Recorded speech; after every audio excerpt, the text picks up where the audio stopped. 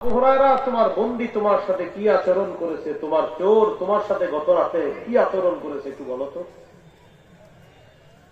তো আবু হুরায়রা রাদিয়াল্লাহু তাআলা আনহু বললেন, হুজুর গত রাতেও সেম কথাই বলছে, বাকি এমন ভাবে বলছে আমার মায়া লাগছে, আবার আমি ছেড়ে দিচ্ছি।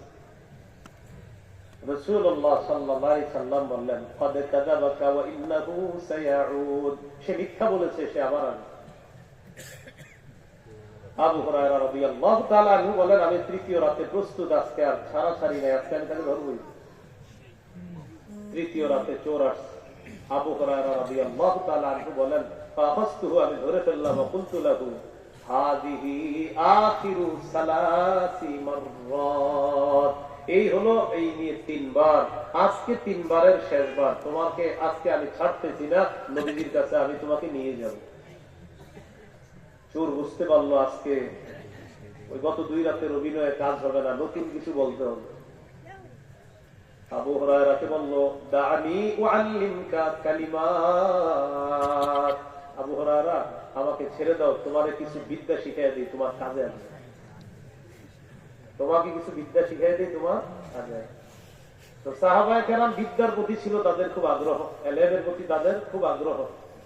এর মাঝে আবার আবু হুরায়রা রাদিয়াল্লাহু তাআলা আনহুর আগ্রহ আরো বেশি, যেটা নবী নিজেও বলছে, আবু হুরায়রা রাদিয়াল্লাহু তাআলা আনহুর যে আগ্রহ বেশি, এটা নবীও বলছে। সুবহানাল্লাহ। সহিহ বুখারী 99 নম্বর হাদিসে আছে, আবু হুরায়রা রাদিয়াল্লাহু তাআলা আনহু রাসূল সাল্লাল্লাহু আলাইহি সাল্লামকে বলেছিলেন, মান আসআদুন নাসি বিশাফাআতিকা ইয়াউমাল কিয়ামাতি ইয়া রাসূলুল্লাহ, ইয়া রাসূলুল্লাহ, কিয়ামতের ময়দানে আপনার সুপারিশের মাধ্যমে কোন ব্যক্তি সবচেয়ে সৌভাগ্যবান হবে? নবীজি বললেন, আবু হুরায়রা, আমি জানতাম তোমার আগে এমন প্রশ্ন আমাকে কেউ করতে পারবে না, লিমা রাআইতু মিন হিসসিকা আলাল ইলম, কারণ আমি দেখছি ইলমের প্রতি তোমার যে পরিমাণ আগ্রহ, এই আগ্রহের কারণে আমি নবী বুঝতে পারছি এমন প্রশ্ন আমার আবু হুরায়রার মাথা ছাড়া অন্য কারো মাথায় প্রথমে আসবে না। আমি জানতাম এই জাতীয় প্রশ্ন কেউ করলে তুমিই সর্বপ্রথম করবা। তোমার ইলমের প্রতি যে আগ্রহ, জানার প্রতি যে আগ্রহ, এই আগ্রহের কারণে আমি জানি এরকম প্রশ্ন আমার আবু হুরায়রাই করতে পারে। তো নবীজি বললেন, আসআদুন নাসি বিশাফাআতি ইয়াউমাল কিয়ামাহ মান ক্বালা লা ইলাহা ইল্লাল্লাহ খালিসাম মিন কিবালি নাফসি, কেউ যদি দিল থেকে বলে আল্লাহ ছাড়া কোনো ইলাহ নাই, এই ইয়াকিন নিয়ে যদি সে মারা যায়, কিয়ামতের ময়দানে সে আমার সুপারিশের মাধ্যমে সবচেয়ে সৌভাগ্যবান মানুষ হয়ে যাবে। সুবহানাল্লাহ। প্রিয় ভাইরা, এখন যদি শিখলাম আবু হুরায়রা রাদিয়াল্লাহু তাআলা আনহুর ইলমের প্রতি খুব আগ্রহ। শুরুর জীবনে কিন্তু আবু হুরায়রা রাদিয়াল্লাহু তাআলা আনহুর মেধা এত বেশি ছিল না, ওনার মেধা ছিল কম। শুরু নবীজির ইসলাম গ্রহণ করার পর বেশি সময় পাননি তিনি, মাত্র 3 বছর বয়স, কম বেশি। এই 3 বছরে এত নবীর কাছাকাছি থেকেছেন, 5000-এর বেশি হাদিস তার মুখ থেকে আল্লাহ তাআলা দিয়েছেন। সুবহানাল্লাহ। ওই যুগেই সাহাবায়ে কেরাম জিজ্ঞাসা করছে, আবু হুরায়রা তুমি এত হাদিস কিভাবে পারো বলো তো। আবু হুরায়রা রাদিয়াল্লাহু তাআলা জবাব দিয়েছেন, তোমাদের কেউ কৃষি কাজে যাও, কেউ বাজারে যাও, আর আমি আলা মিলকি বাতনি, পেটে ভাতে নবীর কাছে বলে থাকি। সহিহ মুসলিমের বর্ণনা, নবী খাইলে আমি খাই, নবী না খাইলে আমি খাই না। নবীজি ক্লাসে আইসা একজন ছাত্র যদি পায়, সেই ছাত্রটা আমি।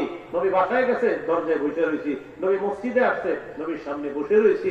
এই জন্য আল্লাহ তাআলা নবীর বিদ্যাটা আমাকে বেশি দিচ্ছে। এটা ওই যুগের বর্ণনা, যেই যুগের সাহাবায়ে কেরাম এই কথা বলছে আবু হুরায়রা। কিন্তু শুরুর দিকে ওনার মেধা এত সাপ ছিল না। একদিন মসজিদে বসে রয়েছে, বুখারীর 119 নম্বর হাদিসে আছে, রাসূল সাল্লাল্লাহু আলাইহি সাল্লাম আছে, কি আবু হুরায়রা? আবু হুরায়রা রাদিয়াল্লাহু তাআলা আনহু বলতেছেন, হুজুর আমার মন খারাপ। কেন? সামিআতু মিনকা হাদিসান কাসীরান ফাআনসা, আমি আপনার কাছ থেকে প্রচুর হাদিস শুনি কিন্তু ভুলে যাই। নবী বলেন, আচ্ছা ভুলে যাও তা? বলেন, উকসুত রিদা, তোমার চাদরটা একটু বিছায় দাও। সুবহানাল্লাহ। আবু হুরায়রা বলেন, আমি আমার চাদরটা বিছাইলাম, বিছানোর পর ফাগারাফা বিয়াদাইহি, নবীজি এইভাবে 2 হাত দিয়ে চাদরে কি যেন ঢালছে। এবার নবীজি বললেন, চাদরটা পেঁচাও। তো এইভাবে চাদর পেঁচানোর পর বললেন, এটা এবার তোমার সাথে মিলাও। আবু হুরায়রা রাদিয়াল্লাহু তাআলা আনহু বলেন, ফাযামামতুহু, আমি চাদরটা আমার সাথে মিলাইলাম। বুখারী মাশাআল্লাহ ওলামা একরাম এখানে আছে, বুখারীর বাইনা সত্রাইনে ছোট্ট করে লেখা আছে দেখবেন, ইলা সদরি, আমি চাদরটা আমার বুকের সাথে মিলাইলাম। ফামা নাসিতু শাইআন বা'দা, চাদর আমার বুকের সাথে মিলানোর পর আমি যা শুনি আর আমি কখনো ভুলি না। এরপর থেকে ওনার মেধা বেড়ে গেছে। এই সাহাবী মনে আসেনি, তৃতীয় রাতে চোরে ধরছে, চোর ভয় তোমার বিদ্যা শিখিয়ে দেই, আমার ছেড়ে দেব। তো সাহাবায়ে কেরামের ইলমের প্রতি আগ্রহ খুব বেশি। আবু হুরায়রা রাদিয়াল্লাহু তাআলা আনহু একটু নরম হয়ে গেছে, ভিতরে একটু দুর্বলতা কাজ করতে, তো বিদ্যা শিখাইবা। আবু হুরায়রা চিন্তা করলেন, বিদ্যা শিখাইলে তো ছাড়াই যায়, আচ্ছা কি বিদ্যা শিখাইবা বলো, আগে বলো ছাড়বা কিনা। ঠিক আছে, চোর আবু হুরায়রাকে বললেন, ইদা আওয়াইতা ইলা ফিরাশিকা ফাকরা আয়াতাল কুরসি। আবু হুরায়রা, তুমি যখন বিছানায় যাইবা তখন তুমি আয়াতুল কুরসি তেলাওয়াত করবা। আয়াতুল কুরসি পরে যদি তুমি ঘুমাও, ফাইন্নাহু লা ইয়াজালা আলাইকা মিনাল্লাহি হাফিজুন ওয়া লা ইয়াকরাবান্নাকা শাইতানুন হাত্তা তুসবিহা। তুমি যদি আয়াতুল কুরসি পরে ঘুমাও, সারা রাত আল্লাহর পক্ষ থেকে একজন ফেরেশতা তোমাকে পাহারাদারি করবে। শুধু তাই নয়, ফজর পর্যন্ত কোনো শয়তান তোমার কাছেও আসতে পারবে না। বিছানায় গেলে আয়াতুল কুরসি পড়বা।